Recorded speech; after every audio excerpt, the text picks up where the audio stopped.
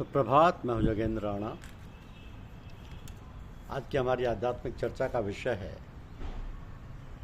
जिक्र, फिक्र और मराकबा।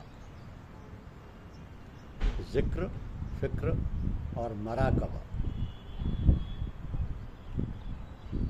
संतों का अनुग्रह, प्रसाद तथा सहायता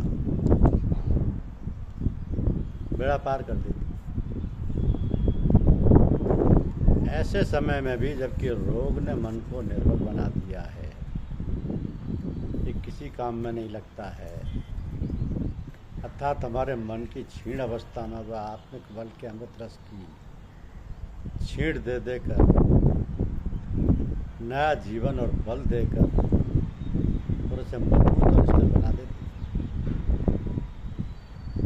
जैसे हकीम भस्म और रसादिक देकर क्षीण और निर्बल रोगियों में नया जीवन और बल पैदा कर देते हैं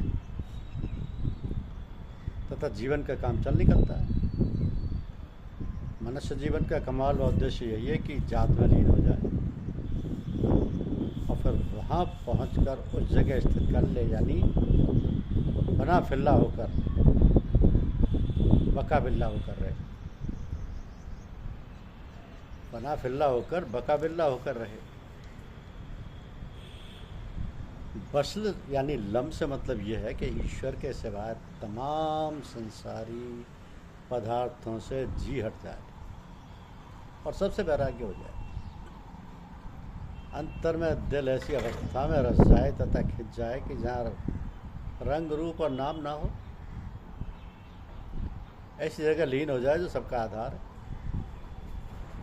इस अवस्था का पहला दर्जा यह है कि अपने आप से गुम हो जाए, सब इंद्रियां मन के साथ लुप्त और महव हो जाए। इसको लीनता या ज्ञवत कहते हैं। ज्ञवत ये मौत से मिलती जुलती है, लेकिन मौत ऐसी अवस्था में भेद है। और भेद ये है कि मौत की हालत में कोई चीज़ आमने सामने नहीं रहती,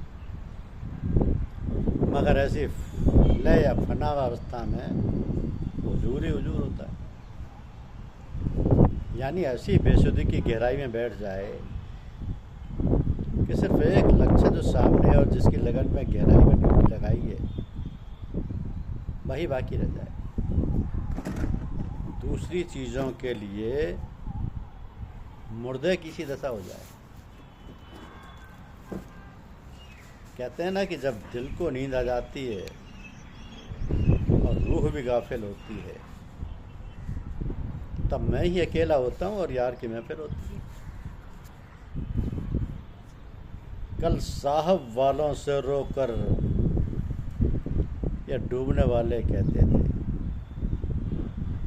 जो मौज डुबा दे तूफान को वो मौज भी साहिल होती है। तो कबीर साहब का वचन है कि चुअत अमोरस भरत ताल जह शब्द उठत समानी हो, सुरत समानी शब्द में नहीं कोई जात बखानी हो। सुरत समानी शब्द में नहीं कोई जात बखानी हो। तो कबीर साहब के शब्द में आत्मिक अभ्यास का सुंदर नक्शा खिंचा हुआ है। अमीरत से मतलब उस आनंद से है जो अंतर में ध्यान में महब होने का रास्ता हुआ अनुभव होता है। ताल से मतलब दिल से, आसमानी शब्द से मतलब ईश्वरीय याद से। तात्पर्य यह है कि दिल में कुदरती तौर पर ईश्वर की याद हर वक्त बोलती रहे और आत्मिक आनंद व सुरूर का भाव वारसता ही रहता है। लेकिन जब तक सूरत यानी तवज्जो दिल से मिलकर एक और महब नहीं होती, उस वक्त तक वह आनंद और ईश्वरीय याद का आंतरिक अनुभव नहीं हो पाता। दिल पर ध्यान जमाने और सूरत को दिल में साथ लीन करने के साधन पर पहले थोड़ा बहुत बताते हैं कि भाव यानी जज्बा और प्रेम की जगह सिर्फ दिल ही है। जब सूरत दिल की ओर भाती है और दिल से मेल खाती है तो आंतरिक आकर्षण और आनंद व सुरूर की रचना दौड़ने लगती है तथा दिल की हिलकोर या याद में इस कदर लीन हो जाती है कि सूरत की सुध वो सब भूल जाती है, खाली दिल रह जाता है और वो पाक चीज़ रह जाती है जो सिर्फ दिल में बोलती होती है। अब चूँकि सूरत को दिल से मिलकर एक हो जाने के लिए एकाग्रता या एक दूसरे की पहली ज़रूरत है। आजकल वो मुश्किल बात दिखाई देती है कि जानते और देखते हुए भी हिम्मत नहीं बांध पाती है। इसलिए सबसे बड़ी और मदद की सूरत ऐसे संत की संगति होती है जिसके प्रभाव और तवज्जो डालने से तबीयत जमने लगे और उसके भीने भीने रस व असर में अपने सूरत सहजी में दिल में बैठने और लवलीन होने लगे। यही गुरु का फैज़ है। तो जिसके मिलने से अमीरस व आनंद रस यानी दिल के ताल्लुक पर असर करने लगता है और दिल में ईश्वर की याद व सुमरन का वह सुमरन उच्चारण होता है जो स्वयं अंतर्गत होता ही रहता है, यानी बेपिए मस्ती खुमार व नशे की दृष्टा दिल व दिमाग और सारे शरीर में छा जाती है। प्रेम और भक्ति के भाव में नई जान और उमंग आ जाती है। इसलिए तो कहा है कि एक तो नशीली चश्म याद, उस पर चढ़ा गजब का खुमार, मस्त है वो पिए हुए फसले बहार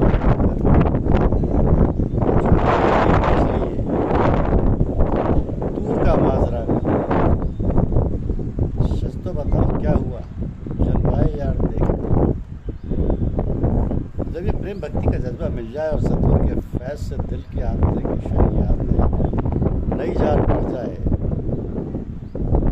तब वो बोलने लगे तो सबसे बड़ी ज़रूरत यह है कि खराब और अपवित्र भावों और विचारों से में नष्ट ना हो जाए।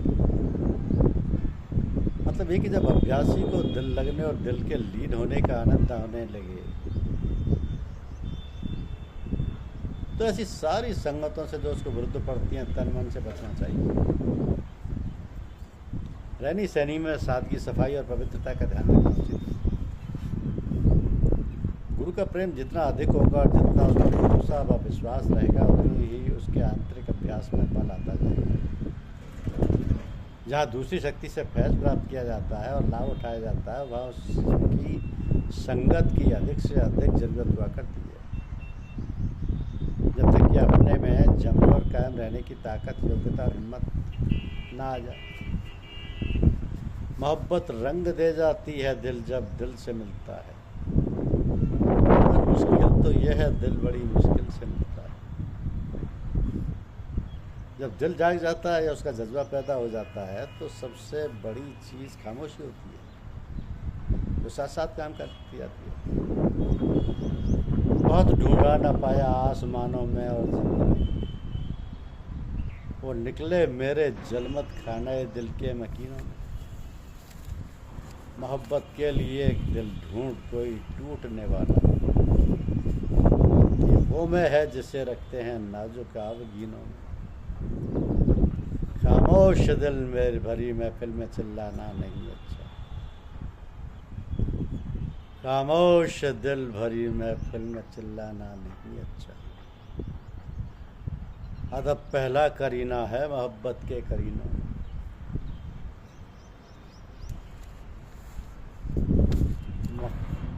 महात्मा रामचंद्र जी महाराज ने एक बार अपने गुरु महाराज के बारे में स्वीकार फरमाया कि एक साहब श्रीमान के पास आया करते थे, बड़े प्रेमी थे और सेवा भी करते थे, अदब और इज्जत भी करते थे। ये महाराज से एक स्त्री के प्रेम में फंस गए थे। एक दिन श्रीमान ने बड़ी उदासीनता प्रेम से उन साहब से फरमाया कि मियाँ क्या वह सूरत इस अर्थात मेरी शक्ल से भी ज़्यादा अच्छी लगती है। हमारी उस शक्ल से दिल लगाने और प्यार करने से तुम्हारी खूबसूरती वगैरह सब कुछ खाक में मिल जाएगी और भीतर से बाहर तक तमाम निजासत यानी अपवित्रता और अंधकार छा जाएगा। तो दिल का आईना इस कदर जंग खा जाएगी कि साफ होना ही मुश्किल हो जाएगा। अगर इस फ़कीर की सूरत से मोहब्बत करोगे तो इंशाअल्लाह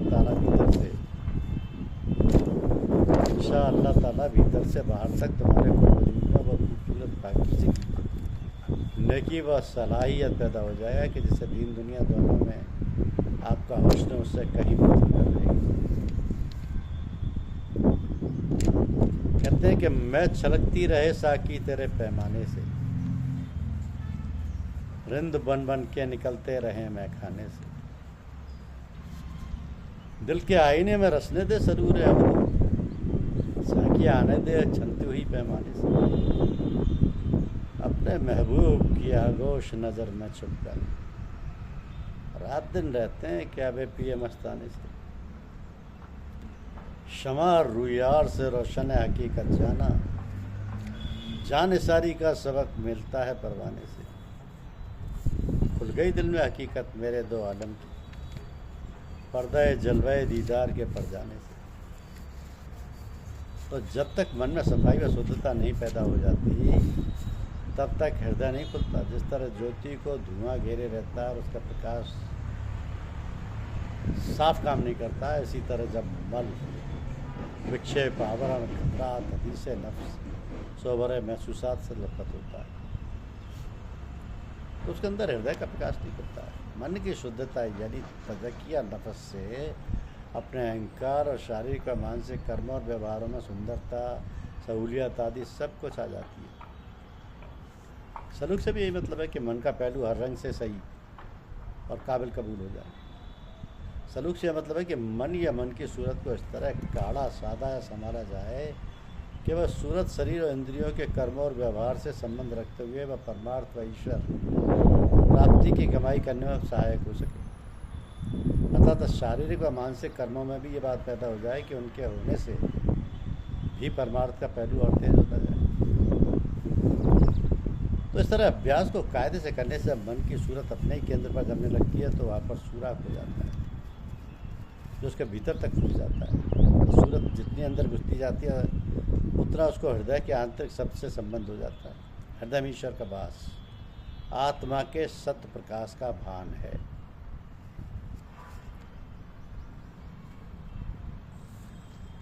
सत्य प्रकाश का भान है। तो हृदय की सफाई से यह मतलब है कि अभ्यासी की सूरत हृदय में इस तरह घुस बैठ जाए कि हृदय में मालिक की याद और उसके प्रेम के सिवा सब कुछ भूल जाए। इस बात को प्राप्त करने के लिए अभ्यास के जो सहज तरीके रखे गए उनमें आंतरिक सुमरन यानी जिक्र, आंतरिक ध्यान यानी सुमरन और गुरु ध्यान यानी शकल राब्ता कहते हैं,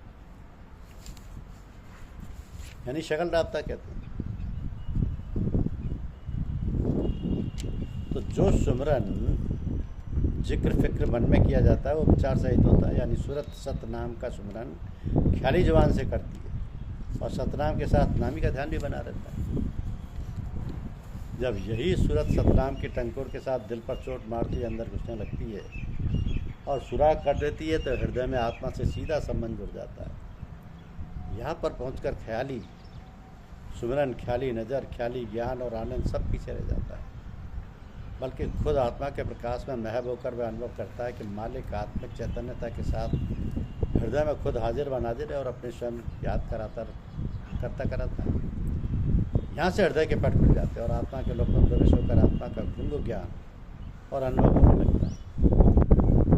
खुद बखत बहबे तजल्लिए रुक जाना नवाश, आसनाए यार चूँ गस्ती जय खुद बेगाना वास।